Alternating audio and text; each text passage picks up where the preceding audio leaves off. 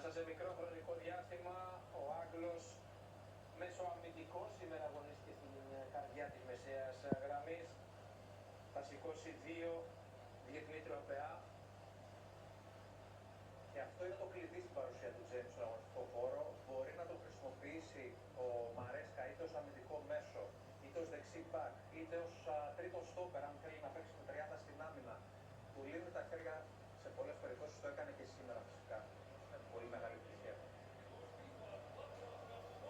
Και η ώρα της απονομής.